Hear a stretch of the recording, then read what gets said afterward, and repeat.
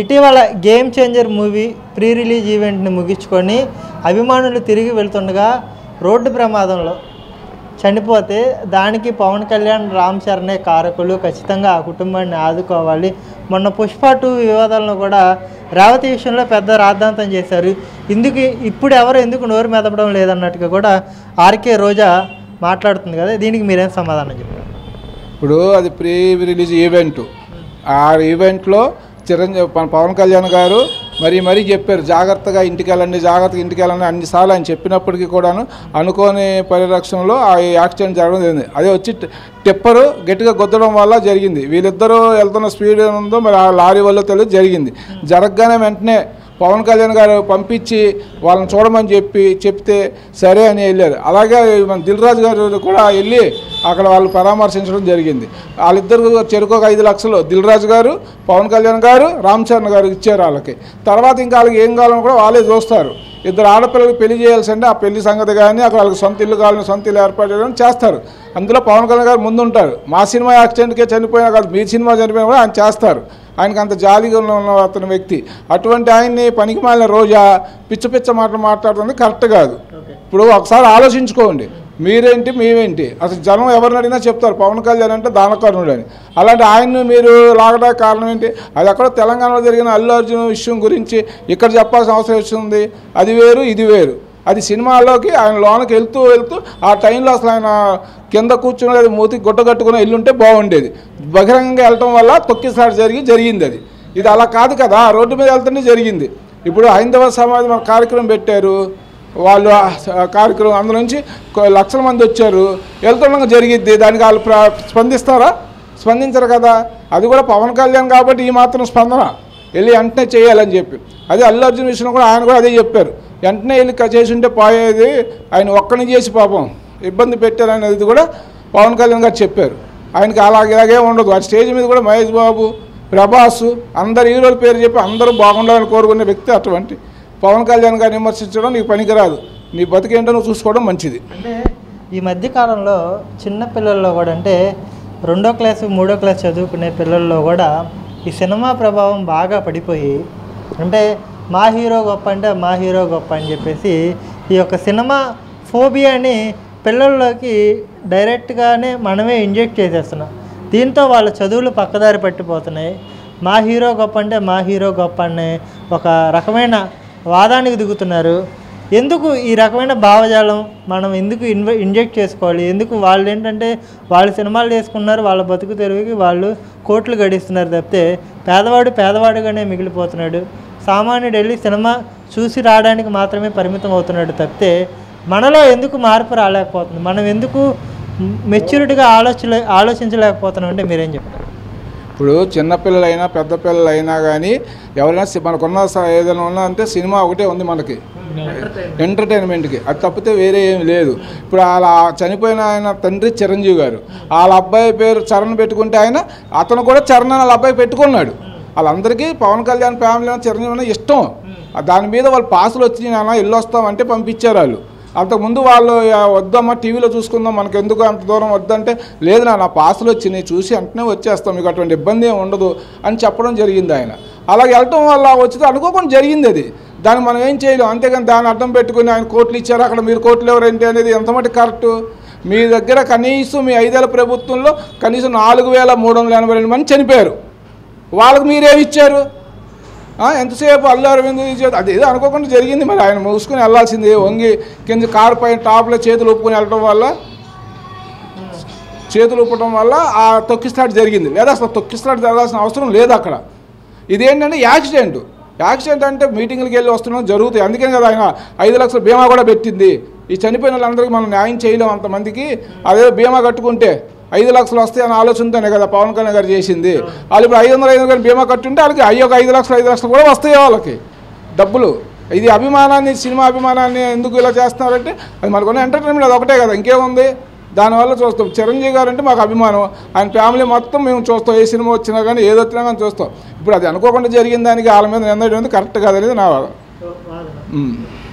చెప్పు అక్షయ్, అంటే నువ్వెలా చూస్తావు? అంటే ఈ మధ్యకాలంలో ఈ రకమైన ధోరణి చాలా ఎక్కువైపోయింది.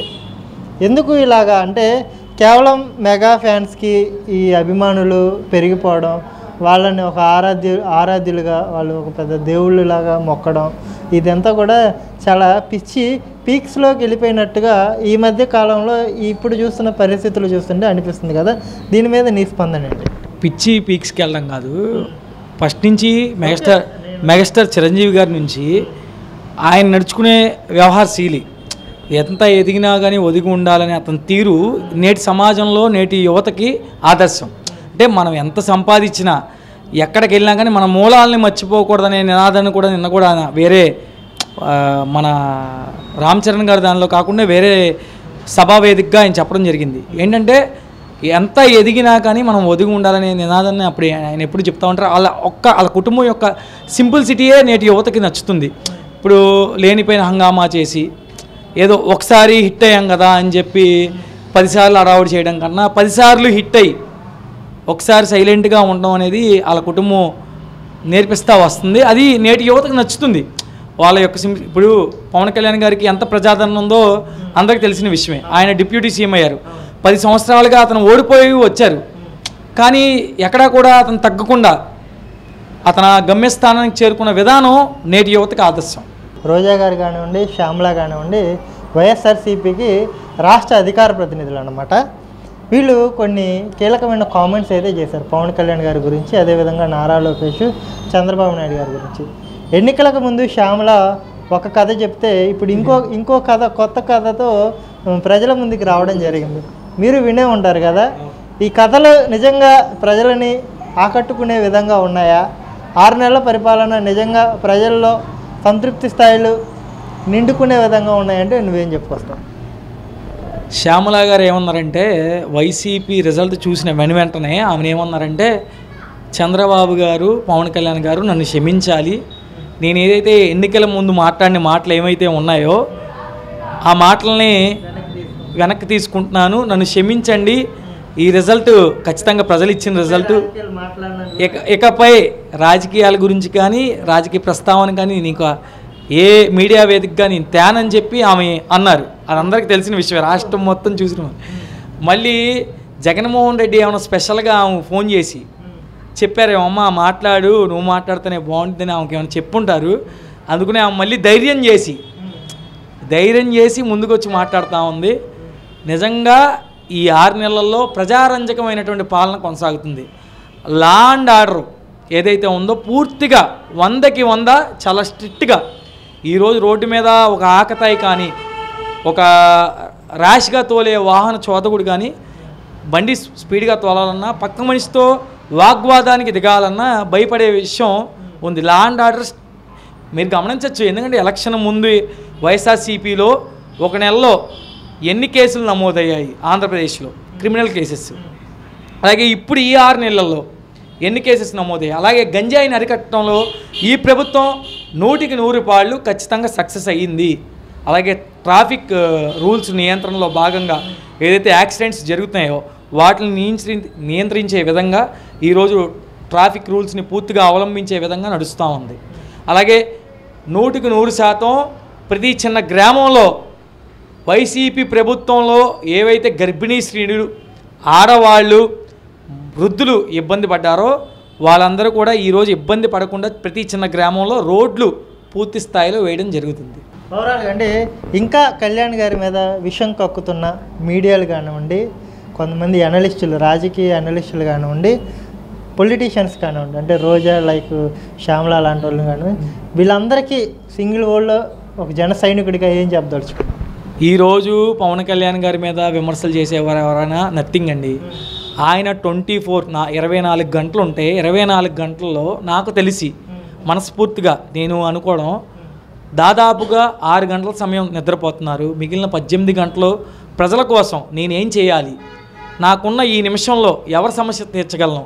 అలాగే జనసేన పార్టీ కేంద్ర కార్యాలయం అనేటువంటి మంగళగిరిలో ఉన్నటువంటి పార్టీ ఆఫీస్ ముందు కూడా ప్రతిరోజు ఎమ్మెల్యేని, ఎవరైతే జనసేన పార్టీకి చెందిన 21 ఎమ్మెల్యేలు ఉన్నారో వాళ్ళు 3 రోజులు డ్యూటీ చేయాలి. అక్కడ జనసేన పార్టీ కేంద్ర కార్యాలయం ముందు డ్యూటీ చేసి ప్రజా సమస్యల ముందు, ఈ జిల్లా ఆ జిల్లా అని లేదు, ఈ సమస్య ఆ సమస్య అని లేదు, ఇది ఆస్తి తగాదన, వైద్యానికి సంబంధించిన విషయమా, విద్యకు సంబంధించిన విషయాన్ని లేకుండా ప్రతి సమస్యను పరిష్కార దిశగా తీసుకువెళ్ళి ప్రత్యక్షంగా ఆయన దాన్ని చూసి మళ్ళీ ఆ సంబంధిత అధికారికి చెప్పిందే కాక అది ఎంతవరకు వచ్చిందని చెప్పి అతను తెలుసుకుంటున్నాడు.